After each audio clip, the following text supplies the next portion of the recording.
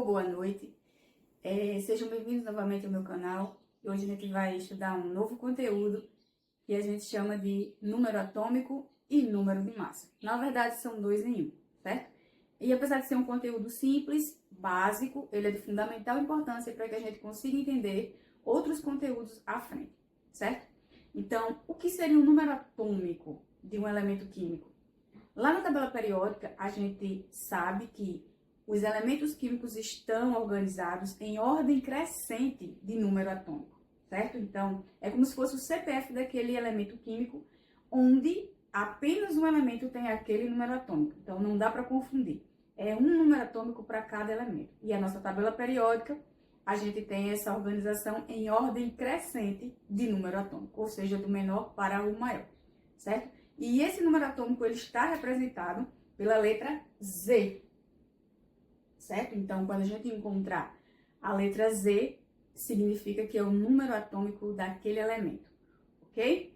E aí, ó, eu coloquei um elemento genérico aqui, esse elemento X não existe, só para a gente ter uma ideia de localização do número atômico e número de massa simbolicamente, certo? Então, a maioria dos autores, eles consideram o número atômico na parte inferior do elemento químico, representado pela letra Z. E o número de massa do elemento na parte superior do elemento químico, certo? Representado pela letra A. Então, ó, número de massa, letra A, a primeira letra do nosso alfabeto, né? E o número atômico, a letra Z, a última letra do nosso alfabeto, ok? Então, vamos lá. Como é que a gente calcula o número atômico de um elemento químico? Então, a gente pode dizer que o número atômico, ou seja, Z do elemento químico, vai ser igualzinho, certo? Essa relação matemática vai existir quando? Quando o elemento químico estiver estável, certo? Essa relação é válida para... A gente sabe que o modelo atômico básico, né? O átomo possui duas regiões distintas. Quais são essas regiões? A eletrosfera, onde ficam localizados os elétrons, partículas negativas do átomo, e o núcleo, onde a gente tem localizado duas partículas, os prótons, partículas positivas do átomo, e os nêutrons, partículas eletricamente neutras, certo? Então, o número atômico vai ser igual ao número de prótons do elemento químico. Então, Z vai ser igual a P de prótons, certo? Então, isso é válido.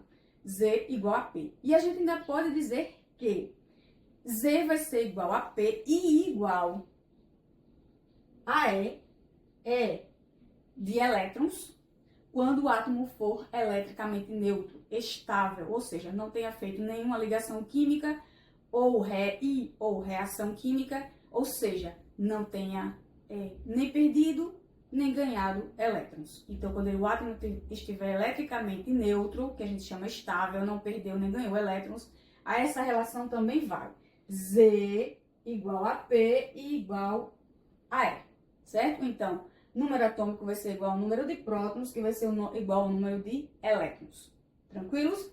E como é que a gente calcularia o número de massa de um elemento químico?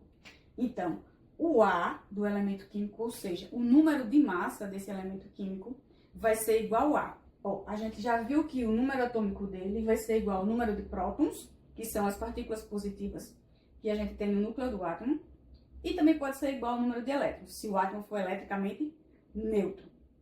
Mas, como é que a gente calcula o número de massa desse elemento químico? Então, o A vai ser igual a... Ó, lembra que eu falei que o átomo tem duas regiões distintas, né? Eletrosfera, onde ficam os elétrons, e núcleo, onde ficam os prótons e os nêutrons. Então, vejam só. A gente despreza a massa da eletrosfera, porque é uma massa muito pequena. Então, a gente considera que a massa do átomo, ou o peso do átomo, está concentrado no seu núcleo. E quais são essas partículas que pertencem a esse núcleo? Os prótons e os nêutrons. Então, o número de massa, para calcular o número de massa desse elemento químico, a gente vai somar as duas partículas que estão no núcleo, já que é o que é considerado a massa do núcleo, está concentrada lá. Então, o A vai ser igual ao quê? ao P de prótons, que são as partículas positivas que existem lá, mais o N de nêutrons. Então, quando eu somo prótons e nêutrons de um átomo, eu calculo e eu acho o número de massa desse átomo. Tranquilos? Fechou? Então, agora vamos fazer isso com um elemento real, certo? Um pequeno exercício para a gente treinar.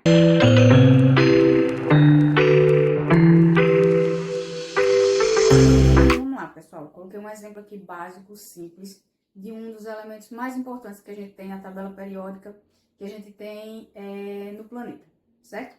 É de extrema importância, principalmente para a área da química orgânica. E eu coloquei aqui, no caso, o nosso elemento químico carbono, a representação dele, obviamente. Ele é representado pela letra C, um C maiúsculo, certo? Então, toda vez que você vê esse C, lembra, é carbono, certo?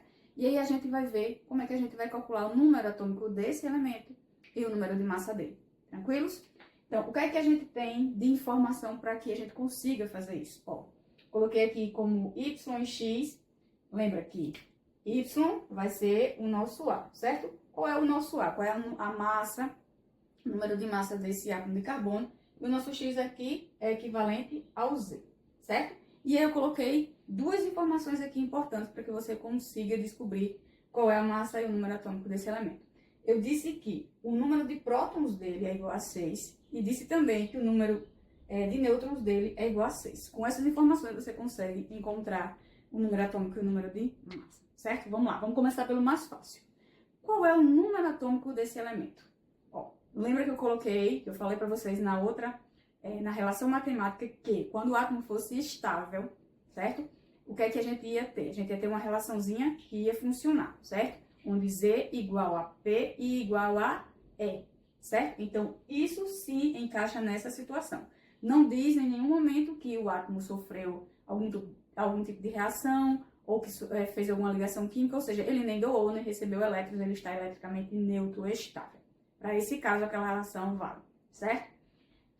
E aí, quando essa relação não valer, a gente vai ter uma outra situação, que é a formação de íons, e isso é assunto para outros vídeos, certo?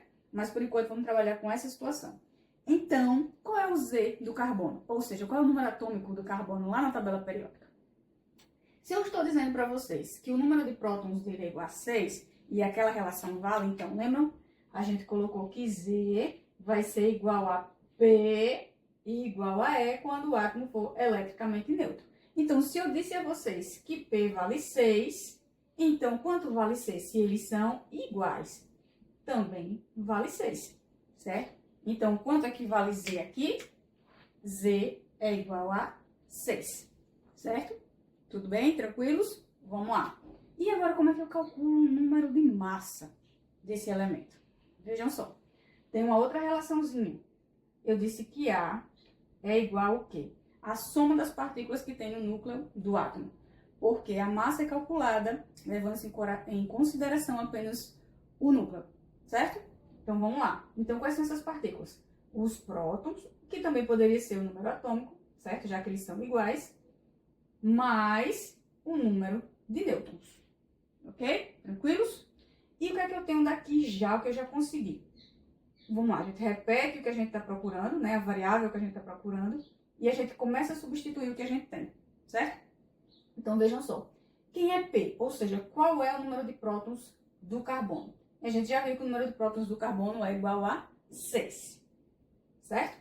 E eu também coloquei aqui para vocês que o número de nêutrons, ou seja, da quantidade de nêutrons que ele possui no seu núcleo, também é igual a 6.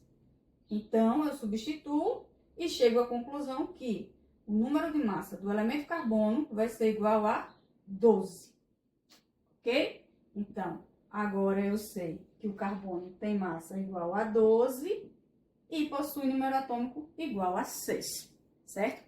A gente poderia também fazer a prova dos 9 aqui. Se eu não tivesse o número de nêutrons, tivesse o número de massa, a gente faria uma inversão com essa mesma relação de A igual a P mais N e encontraria também o número atômico. Aliás, o número de nêutrons dele igual a 6, certo? É só uma questão de relação matemática e substituir os valores pelas variáveis que a gente tem aí.